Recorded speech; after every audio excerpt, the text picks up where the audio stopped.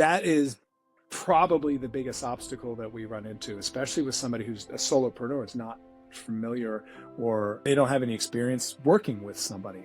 I know for me, that was the biggest challenge, because you always want to just jump back in. Like, oh, no, it's okay. I got this. Don't worry about it. And if you continually operate that, eventually you just go back to, you know what, I'm just going to do this myself. And you go right back to where you were before you hired. And so a couple different ways to approach this. One, I tell my team, it's not an emergency. No one's going to die. You're not going to put us out of business, right? You're allowed to make mistakes. You can slow down. One of my mentors, Dan Martell, he says 80% done by somebody else is 100% awesome. When you realize that initially no one is going to do it as good as you can, that's when delegation gets a lot less scary than it really is. Well, thanks for coming on the show, Chris. Could you just give us like an overview of your career and what led you to do what you're doing today? Yeah. So first of all, thank you very much for having me. The career, the trajectory that I took it's a little unique in terms of I come from a family of entrepreneurs and I grew up hustling, right? So whenever I was a kid, I was delivering newspapers or I was cleaning windows. That was kind of a side hustle that I came up with whenever I was in middle school. My mom had a storefront in our small town downtown, and I was a bit of a troublemaker, and so I wasn't really allowed to be left alone a lot because I would get into mischief, if you will. And so I spent a lot of time downtown at her store, and I realized that I could go from door to door down there with a sponge and a squeegee, and get $5 to $10, per storefront, which at that time I think was pretty good for like a 10-year-old, 11-year-old, whatever. And yeah, so from there, so I've always kind of grown up with that hustle in me. Went to college. College wasn't really for me. I did end up finishing, after a while, but it just wasn't my thing. And I went into the workforce, if you will, and turns out that my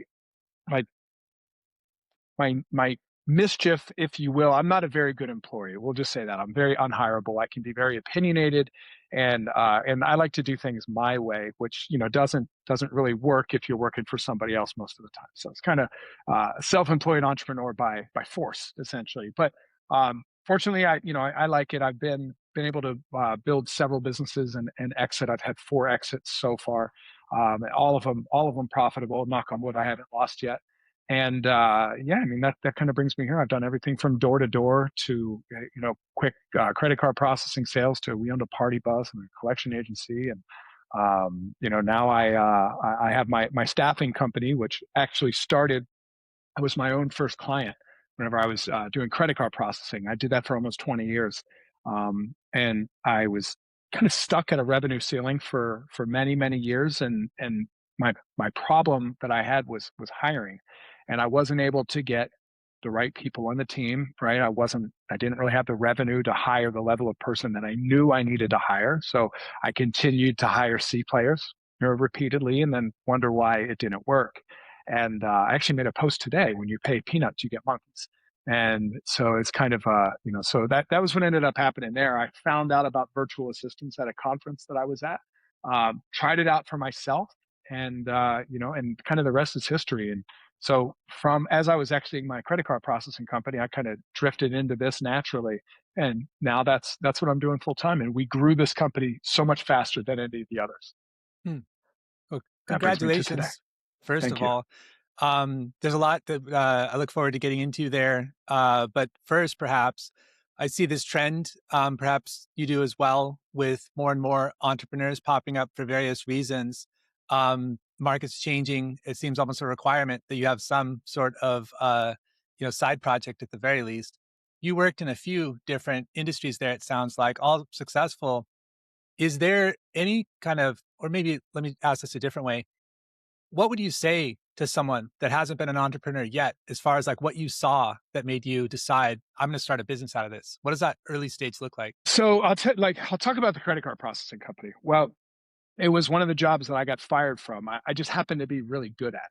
And so for me, that business I was working for another company. I was going door to door. I was one of the top reps in the entire country. And when I questioned the comp plan, I got fired. And so strangely enough, I had a friend of mine that was a friend of a friend who turned into a long-term mentor for me. And he was asking me about residual income. And I didn't know about it. I was getting paid, I think, $100 a deal whenever I signed it up. And that was it. And I was doing pretty good. And in that business, very similar to like insurance and, and things like that, when you sign somebody up, you're supposed to get a monthly recurring revenue, a commission off of them every month. And the company that I was working for was paying me $100 up front and then keeping the commission for themselves. So God knows how much money I made those people. But when I figured this out and challenged it, essentially, I was let go.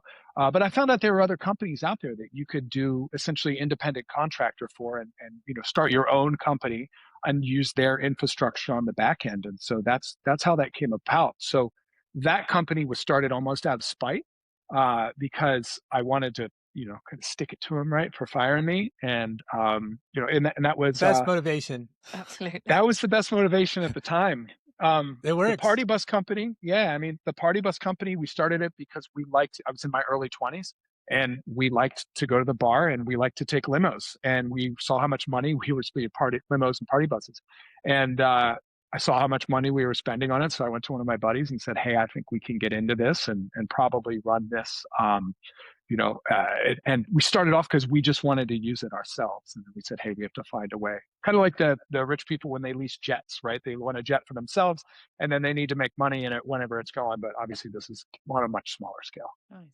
So the out of spite thing, David and I talked about this a lot, that the motivations that people have, sometimes actually being encouraged to do something is not as motivational as somebody not believing in you or needing to prove a point to somebody. But it sounds like that was specific to that company. What other maybe themes do you see that help you take an idea to a profitable exit 4 times? I'm sure there's loads of things, but what would you say are the top few that come to mind? Well, I think for me, like with the party bus company, it was time to get out. We were at a different stage in our lives. It was very difficult. Staffing was very difficult for that. So that was a short-lived company. We were able to, fortunately sell the assets, which were the buses themselves, and make a little bit of profit, kind of move on unscathed. My credit card processing business, when I sold that, I was completely burned out. It was to the point I hated my customers. I hated the industry itself. You're literally fighting over fractions of pennies. And it's a race to the bottom, right? Most people, they don't care the value. There's no really value to be sold unless you're selling software, which is really prevalent now. But, it gets to the point where, your customers, they're never friendly to you, right? You're always charging them too much or stealing from them, or it's never a good conversation. Just the repetitive, as you start to scale, I wasn't involved in the customer service day to day, but my biggest mistake that I made was I stayed on top of it. I monitored it. So I got to see everything coming in real time, but not respond to it. Somebody else did it. And that really just was so soul crushing to me. It got to the point where when I saw an opportunity for somebody to take it off my hands, I sold it to actually a really good friend of mine. And the business is still thriving. So it was a great deal for both of us. But yeah, I was just so burned out. I grew to hate that business. It's one of those things, isn't it, that when you start to hate your customers, which are the people that essentially give you the business, that's probably a good sign that maybe we've come to the end here, that there's a parting ways to be had. In terms of getting it to the point of being able to sell profitably, do you think hiring, is that the biggest thing? Because you mentioned that was one of your biggest problems in your first business.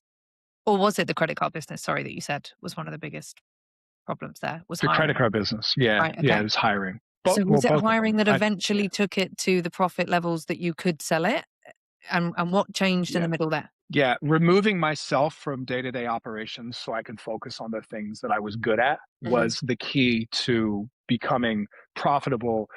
Also, when you're thinking about exiting a business, if it's founder focused and you can't walk away from the business. I had a health scare, for instance. It was like, it's like, that was when I really was done. I walked away for 6 months. I did 1 call a week with the people, and it was to the point where I didn't care if it crashed and burned. It was like, you know what, I'm so done with this that, we're going to keep this running. I told the team, hey guys, I'm not going to be involved very much, if at all, anymore. And I ran one call a week just to kind of check in on things. But I was at the point where I didn't care if it crashed and burned. Fortunately, it didn't. But removing myself was actually one of the smartest things I could have done, because when it was a business in a box that I sold to somebody else. I did not require me at all. And so the guy that I sold it to actually owned a credit card processing company as well. He owns a really big one. It's called Rate Tracker. His name's Adam Neese. Incredible guy.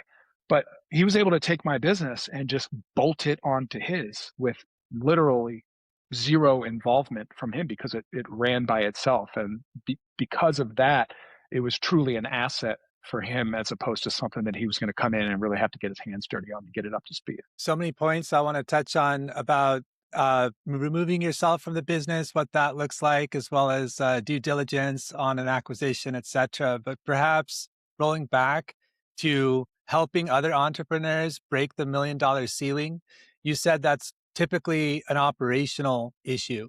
Could you kind of unpack what you mean by that? Yeah, I think you can white knuckle your way to $1 million in most industries. But getting past that, much past that by yourself, it's difficult.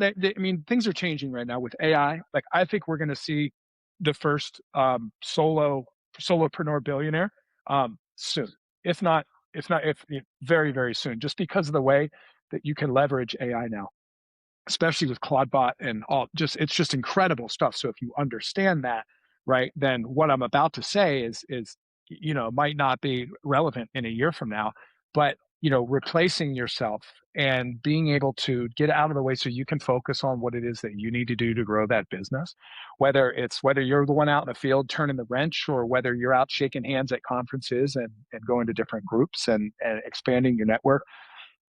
To get to that next stage, you can't do it by yourself. The fulfillment side is usually pretty difficult, especially if you're in a service-based business that AI is, you have to have somebody out in the field. Somebody's still got to go to the house. AI is, maybe going to be able to involve and simplify and automate a lot of parts of your business, but there are some that'll never be able to be removed. What does that mean for like virtual assistants? As people are recognizing that their capacity is only so much and they need help, and they have constrained resources, they sometimes look for this geographical arbitrage, have a virtual assistant in various places or different time zones, et cetera. And now with access to more and more capable agents, are we still going to need that like human to human like assistant, or are we just going to be solopreneurs working with agents? I realize it's probably not quite that binary, but could you maybe just talk about like, what does this mean for like the virtual assistant space? Yeah, I think we have to adapt, right? And we already are. The easiest way to adapt right now is to teach, basic, to mid-level AI to the virtual assistants as we hire them. And we've already seen, there's lots of areas that are happening very quickly that they're not needed anymore, from an automation standpoint, from a lead follow-up. There's lots of things that are not necessarily required all the time for somebody. But again, I think, there's still that human touch that needs to be, that's going to be necessary in a lot of different functions of business. We're not quite there yet.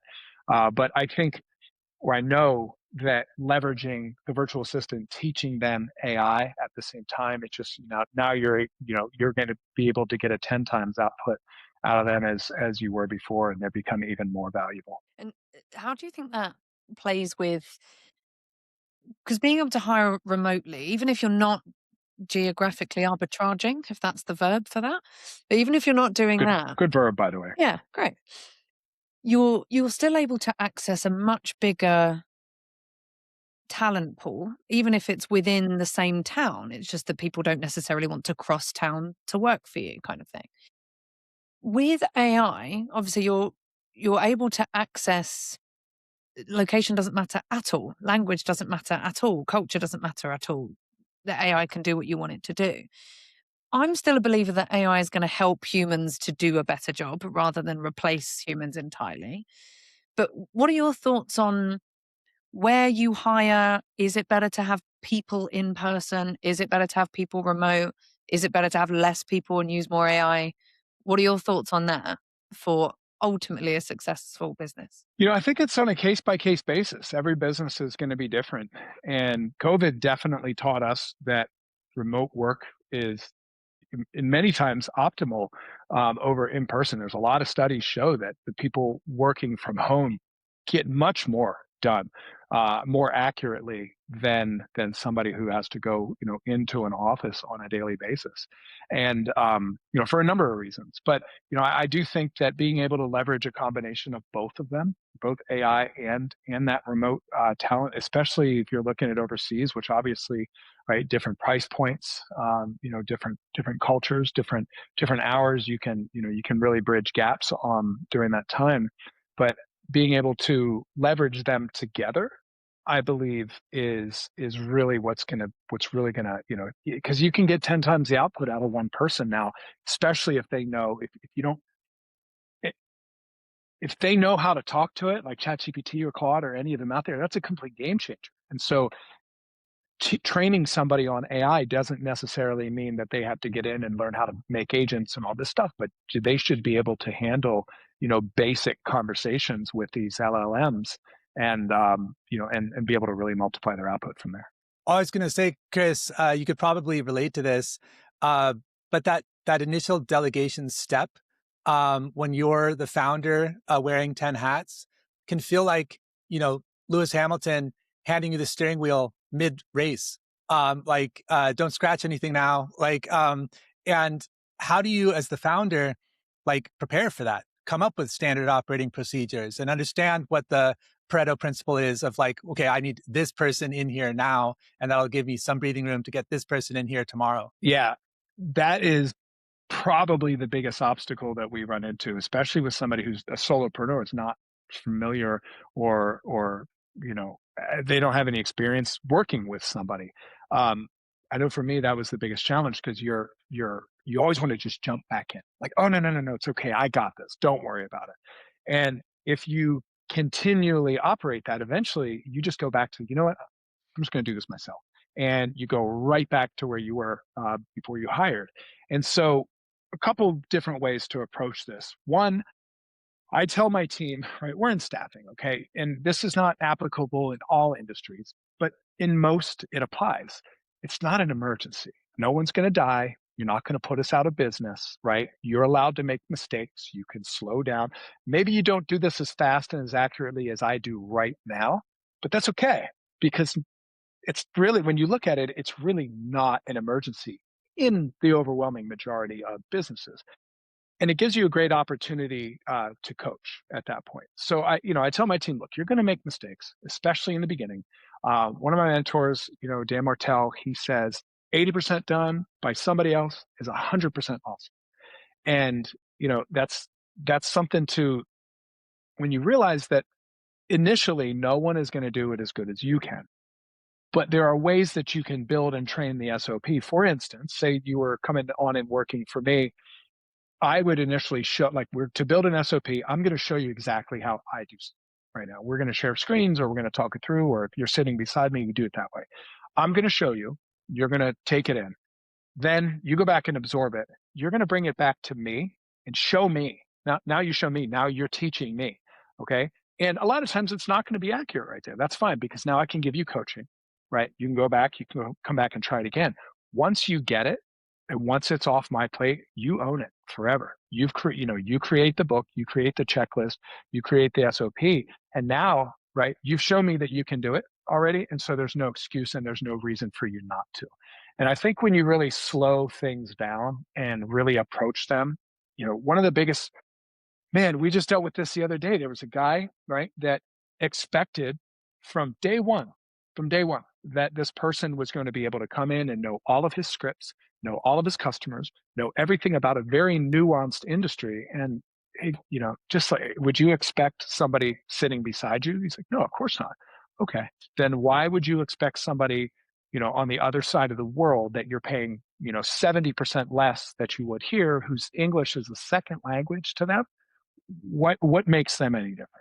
And so when you really take a step back and look at things from a macro level, that's when delegation gets a lot less scary than it really is. So much to ask you there. I guess I'll start with the staffing angle, since you have expertise in that as well and probably relate to it from both sides.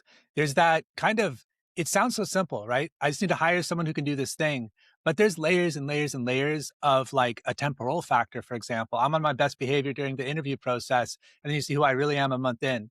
Or this isn't quite what I thought it was, and I'm looking at other things. Or this is a new challenge that business face, and I'm just not up to it. Or you name it. And so, how do you know you got a good hire? And how do you kind of touch point, because it's a moving target for both parties? What I kind of the offer last year is maybe different from the reality of this year. And so I realize I'm asking you a whole shoebox of questions here.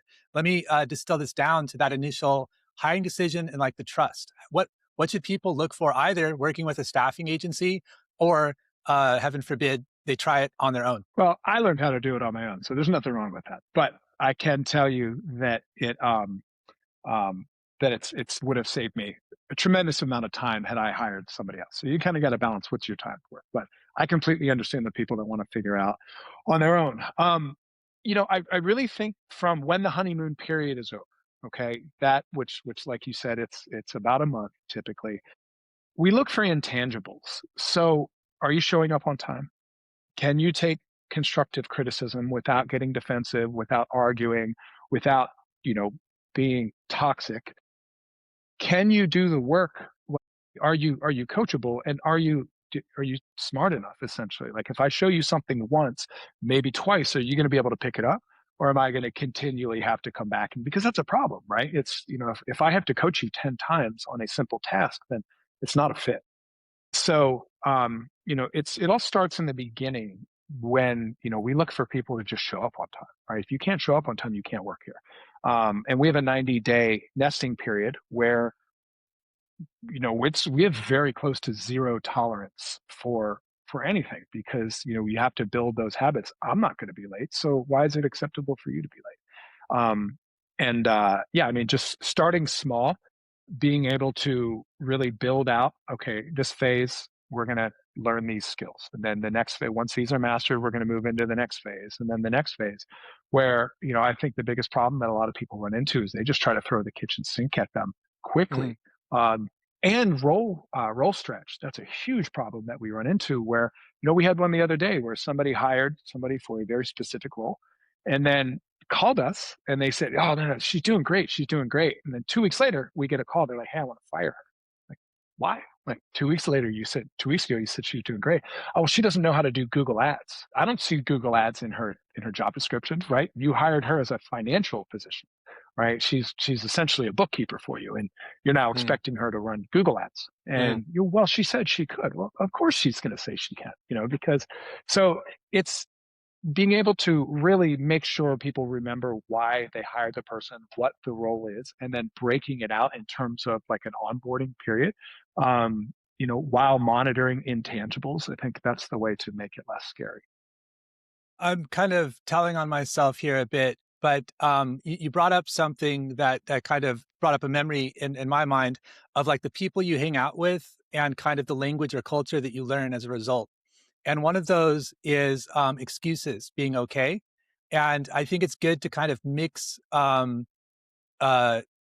like networks kind of, and just get different signal just to make sure that you're getting like a good read on your self-awareness and also how you're showing up. Because not everyone, probably most people don't tell you, and they might even not know like verbally initially what they're kind of thinking on their emotional, logical decision matrix until like maybe a day after or whatever. But you'll start to notice these patterns. And one of them, like you mentioned, a really good heuristic is showing up on time.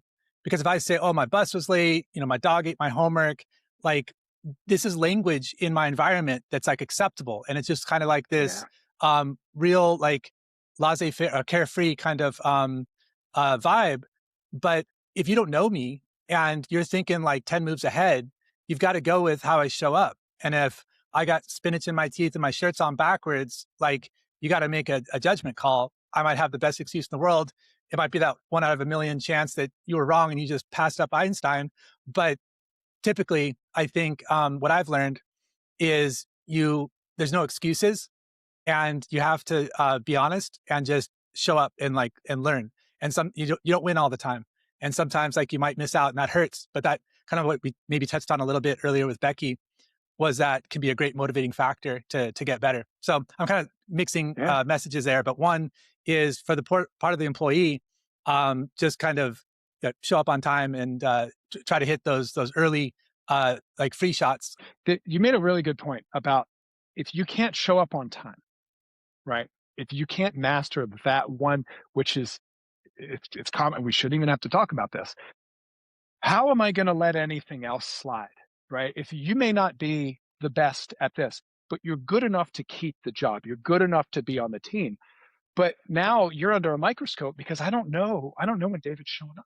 Is David here on time? And so now I'm going to, I'm going to look at everything you're doing, and not showing up on time, even though you are good enough to do the job, could be the result. There could be the difference between you keeping and you're losing your job just because you're on somebody's radar for the wrong reasons. Mm-hmm. As opposed to, you can fly under the radar for a really long time if you don't have to be the best at your job. You can fly under the radar if you have great attitude and you show up on time.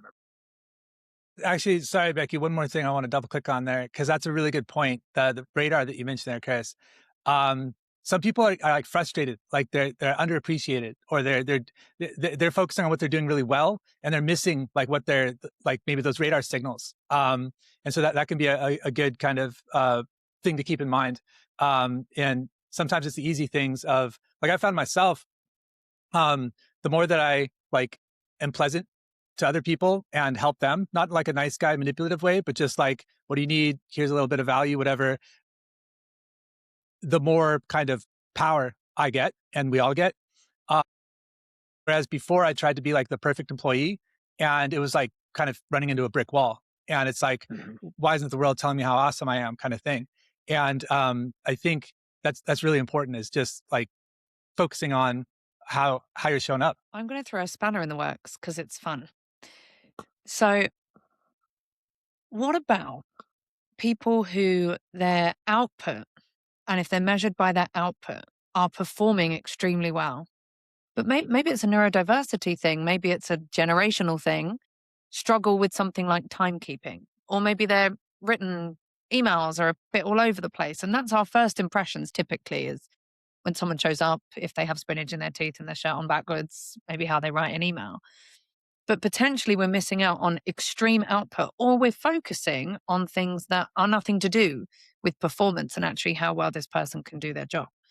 What would you say to that? I think that's a really good point. And I love the fact that you said neurodivergent, because my wife is a doctor. She's a psychologist. And that's one of the things she says that's good and bad about me. It's my superpower, but it's also one of the things that really can limit me in terms of potential. And that's the way that I think, right? I'm not necessarily the most, my emails, if you look at the emails that are going out, kind of to what you were saying, it's all over the place. I don't have time to go back and edit them, for the most part. So I'll fire off emails, and sometimes I have no idea what this guy just said to me. But, also I think being that productive, right? It's at certain times you are able to look. I think from a standpoint, at least for me, because that's all I can speak to, I've had people on my team before that outperform everybody else, right? And I think it all boils down to how they show up for other people. If I understand them, and I have so for instance, Becky, if you are that person, you just run circles around everybody else. I've got a great relationship with you, right? Me and you get along really, really well.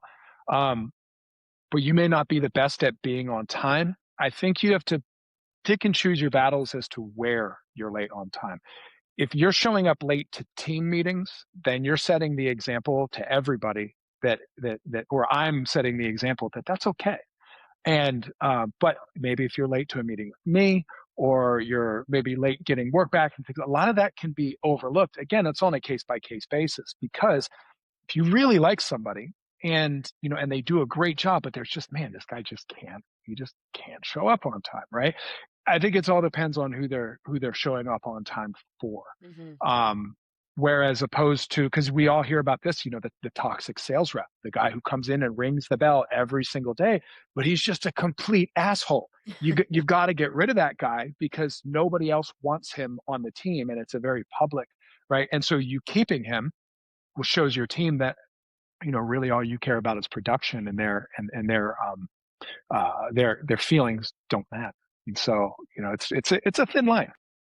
It's exactly that, and it's a balance. I think a perfect example. My masseuse is the best masseuse in the whole world. Every time I go to him, I feel amazing, and he's a good conversationist as well. I enjoy my time when I'm with him. He's late by 5-10 minutes every single time. I know he will be, and he has people that complain about that, and they don't see him. But I still get the best masseuse in the world, so I will let that go for the output that I receive the other side. He also gives me the 5-10 minutes at the end, which makes him late for the next person. It's kind of how he Sure. runs his thing. But the performance outweighs the lateness kind of thing. So I guess, like you said, it's a case-by-case basis. I think if you're maybe client-facing, that might be something that's more important versus back office and things like that. And weigh it up, as you'd say, case by case. I agree. You talk a lot about, kind of shifting here, breaking that 1 million number for founders. You talked a lot about being able to step back yourself. Are there any other tips or things that you've learned over your experience that help founders push that barrier? Yeah. Can't be everybody. You can't be everything to everybody. And what I mean by that is, and I was very guilty of this in the beginning, credit card processing, for example. I would take anybody. You got an account? Cool, I'll take it. And that industry is, fortunately, you can do that, and you can be really successful at it, doing it that way, but your energy is never really focused in the right direction. And so at all the time, it was when I focused on national franchises in the home services industry with more than 50 locations that use this particular type of software. That was when it went through the roof. I went so narrow, and there was a big enough sample size out there for me, but then, and even with staffing, we're running a very similar playbook right now.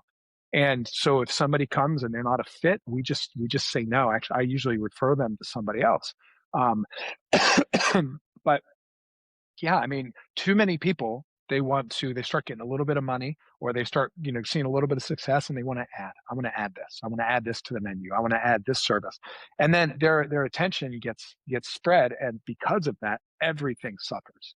So I would tell people, and I have a couple clients that I coach, and simplify it. One offer, one avatar, one price point, right? One pitch, one message, right? Until you get to $1 million. And then you can sit back and evaluate. 97% of business owners never make $1 million top line revenue. That's insane.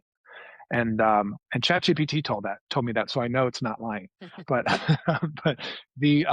yeah, that's too many people go too wide too fast. And if you're in an industry where you can specialize, it just makes it so much easier. Going back to those operational bottlenecks that founders face, what would you say is the most important and least kind of obvious to the founder, at least? Most founders neglect their calendar and their email. And, it's very low hanging fruit for us to come in and clean that up. Here's the example I can give. So I check my email once a day. Faye, who's my executive assistant, Faye owns my email, and Faye owns my calendar. And we have a system set up in place where she's not responding to emails. She is organizing emails. And if something comes in, and it needs to be addressed right away, it gets brought to my attention. And if it doesn't, it gets flagged. And for the next time I check my email. I can tell you, and I know everybody listening to this has felt this way before. There's nothing worse than waking up in the morning with a full head of steam and you're in a great mood. And you're like, today is the day. I'm going to shoot content, and I'm going to make my cold calls, and I'm going to, whatever it is that you put off doing, because, you got to be in the right mood to do it. You're like, today's the day. I'm doing it. I'm going to get done. And then you go and you sit down and you open up your email. And all of a sudden it always happens that way. There's that one or two bombs in there that completely derail your day. And next thing you know, you look up and it's 2 p.m. you're pissed off. You haven't accomplished anything for the day. All you've been doing is running back and forth. And all of a sudden you sit back and you've been defeated by your inbox. So having that organized, that's the very first thing that we take off of our founders' plates. And people say, oh, it's just email. No. It's way more important than that. It's your mind, it's your headspace, and it's your time. I open up my email and I usually only have 3 or 4 things that need my attention. And then I'm out. I'm done. 15 minutes. If something comes up, Faye will text me. She'll say, hey, this email came in, da-da-da-da-da. She'll take a screenshot or whatever. And how do you want me to respond? And I'll say, clean it up, make sure it sounds professional or whatever, send it off. And just that alone right there. And then her being able to protect my calendar and protect me from distractions it's worth its weight in gold. That's how, I stay productive. Most people get caught in the weeds. They live in the weeds and they don't even realize it. And thank you for sharing that. It sounds like that's an area, to your earlier point, that agents are fast approaching. We'll see kind of where we are in terms of security and trust, but email and calendar is kind of almost there in terms of the agents. And it sounds like with Faye, you've got some trust built, this kind of like tacit knowledge, you know one another. Are you kind of helping her understand how to use these tools and kind of increase her leverage? Or what are your thoughts in your situation as far as the tidal wave of AI in that particular calendar and email? She's actually the one teaching me a lot of the stuff. She's always looking for ways. And it's crazy. A lot of people think, oh, she's trying to replace herself. No. I mean, she tells me that she wants to retire with me. And, as long as we're always aligned, which we've been together, it'll be 3 years in 3 days, actually, on the 13th. So, nice. And that's crazy for her to stay with me that long. A lot of I'm not the easiest to work for. So, but yeah, she's always, trying to improve and pick up new skills and make herself more valuable. And also then we can take those skills and roll them out to our clients. And, I think it's, you got to embrace it. If you fight it, that's how you get, so you got to learn how to work with it and then, take that leverage that you get and go find something else. To your earlier point as well, it's such a powerful thing to do to take emails out of your mind. I did something very small a couple of years ago where I took notifications for everything off of my phone, including emails. I still have my apps. I can go into my email app, but I don't go into it multiple times a day, every day, because I've got a pop-up that makes me think I have to respond immediately. No one's going to die if I don't respond for a couple of hours because I wait until a certain time before I check my emails. And it changed so much about the constant stimulus, constant panic almost, might be the right word, of needing to respond to stuff in the moment. And to your point, freed up my mind to focus on other things as well as my time. So it really is, it's those little things that can make such a big difference. Yeah, I actually have a story about that. So I got my phone with me all the time. I know all of us, right? Phones are always never more than a couple of feet away. I went golfing 5 years ago. I used to be a very avid golfer. And I remember one day I was having a really rough day. I was like, I'm just going to put, I don't want to talk to anybody. I don't want to be disturbed. I don't care. Everybody can wait the 4 hours. I put my phone on do not disturb, right? So that no notifications, doesn't ring. It's a brick basically, unless I choose to look at it. Well, 3 or 4 days go by and I'm like, wow, this has been a pretty peaceful time. My phone hasn't rang. I wonder what's going on. And part of it is customers. They're calling to complain and, and you actually train people that that's okay for them to reach out with you and they're going to get the instant gratification for you. When you respond to emails right away, you always respond to text messages.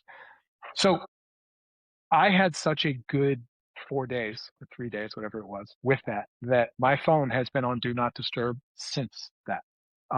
You cannot call me. It will go straight to voicemail. My wife and my mom get through. That's it. You can still text me, but my phone doesn't buzz.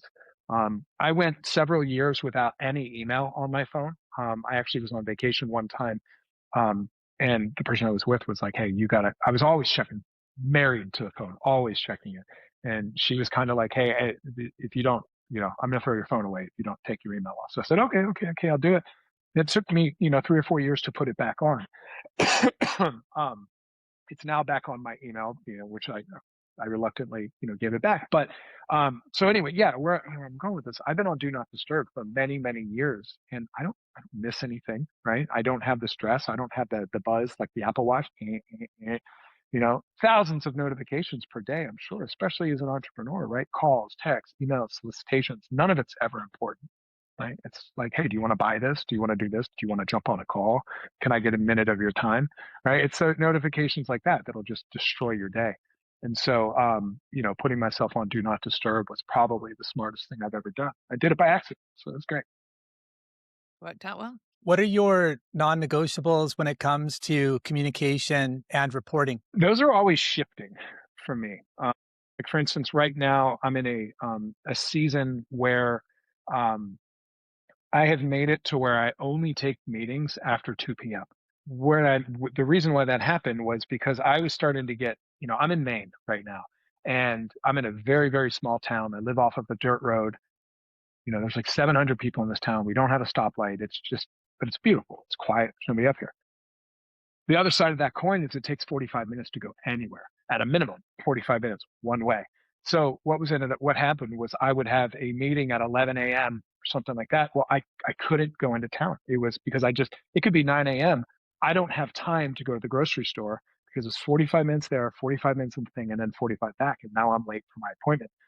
And so I realized then at that point that I had kind of let my calendar get away from me as well, where as the owner of the business, it's not my job to bend to your will. It's, you can reach me when I'm available. Or for instance, like this podcast, right? Like I scheduled this myself. So you guys this is fine. This was something that, but nobody else has access to my calendar unless I don't do sales calls before 2, unless I set that up myself. I don't do team meetings before 2.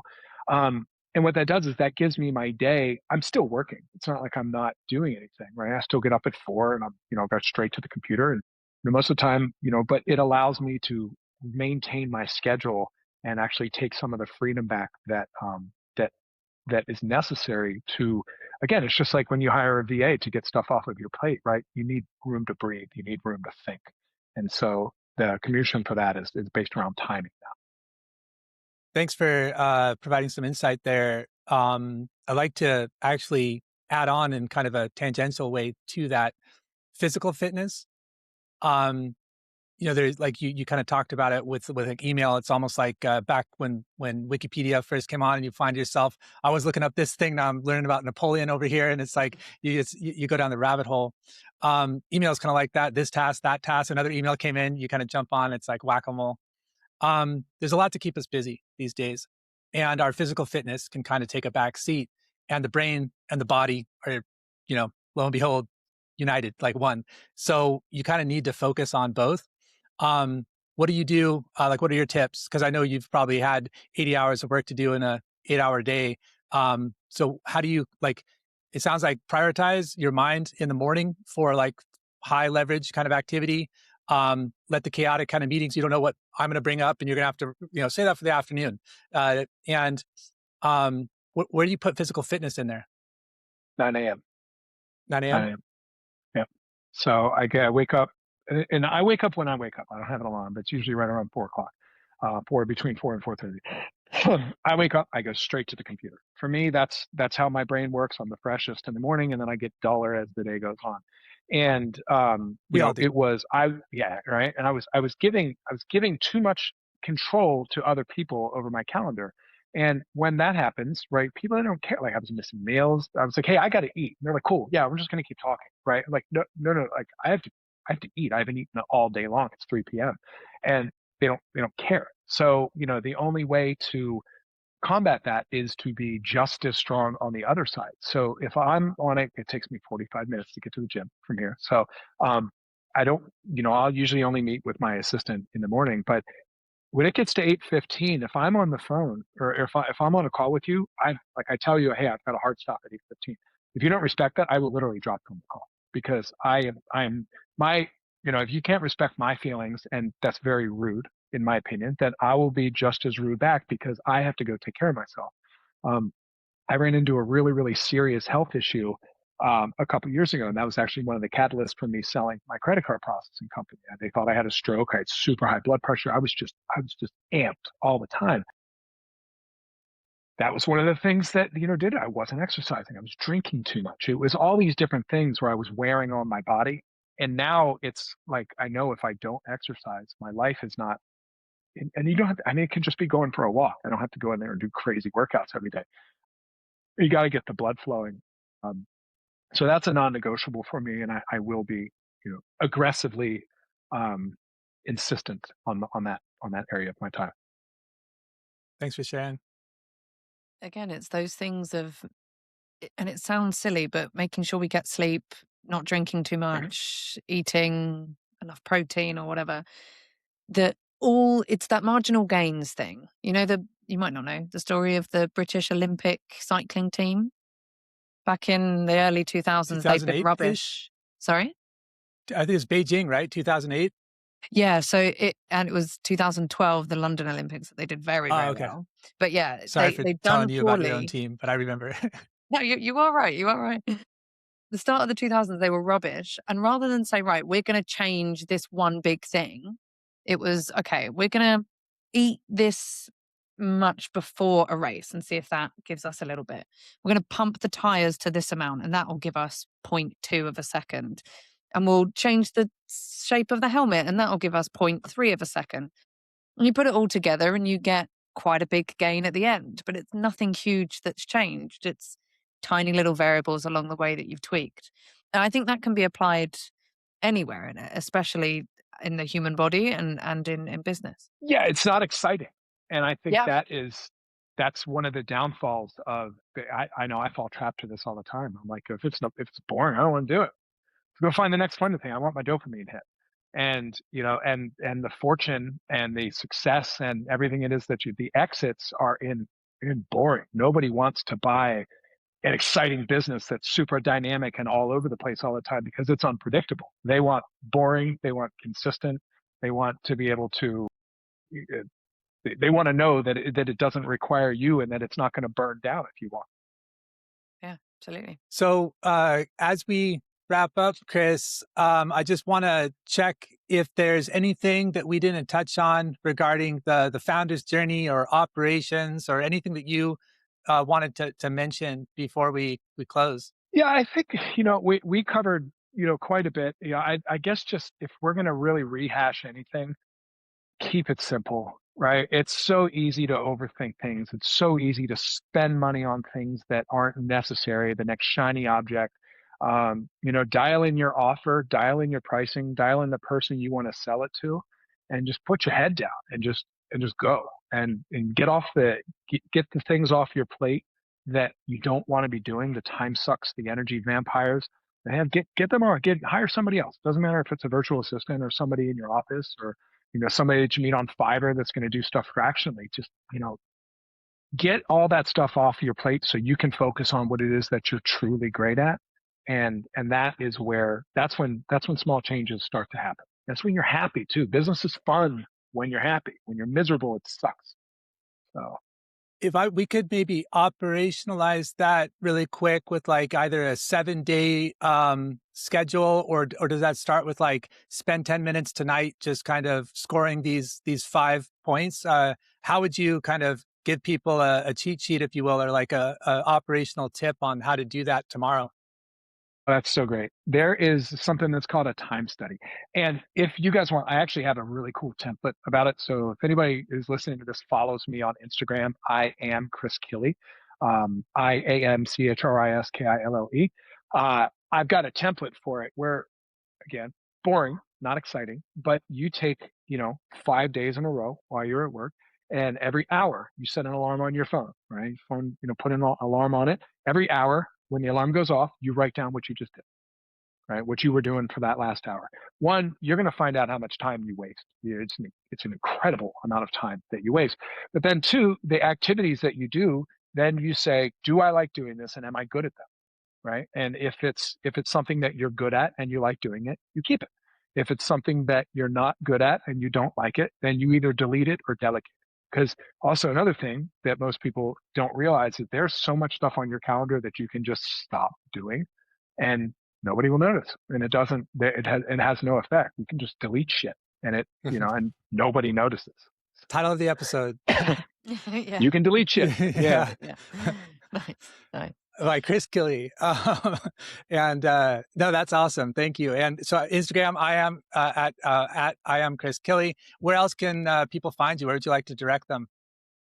Yeah, typically Instagram's going to be the greatest way to have a conversation because their messaging platform is superior. LinkedIn, we're just now starting to get into LinkedIn. It's a different animal. It's not.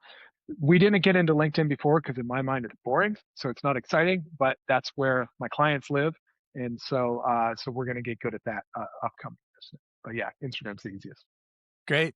Well, thanks, Chris, for talking to us. You've had a really interesting journey, and sounds like you're able to give some of that wisdom back. So appreciate it. Thanks for having me. I appreciate it.